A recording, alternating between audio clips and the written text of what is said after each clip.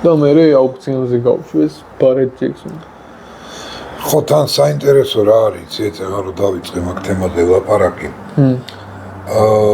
მაგ ფილმმა ხო გამოიწვია რა? ყველაფერი ამოატრიალა. ხო, აი ბუმი გამოიწვია აი ძველი საკულტო მანქანების ანუ ახლიდან დაბადება რა. ეგრეთ წოდებული. ფასი გაუზარდა. ხო. 400-ად გახადა. და აი რეიტინგი აუმაღლა ძველ მანქანებს, რომელიც რო აი იმ დროისთვის, ანუ იმდენად ჭკვიანი იყო ეგ ლიბერმანი, რომ მართლაც რო აი არ შეიძლებოდა ესეთი მანქანები ჩამქრალიყო. ხო რა, აი როგორი რაღაც გააკეთეს, იცი რომ სადღაც იქ იაპონიაში თუნდაც უპრა რო ავიყოთ რა. იაპონიაში მარტო ერთ ქვეყანაში იცოდნენ რა, გინდა სუპრა აიღე, გინდა ის აიღე, რა ქვია, სკაილაინი აიღე, გინდა, ნუ ეს ამერიკაში იყო ცნობილი.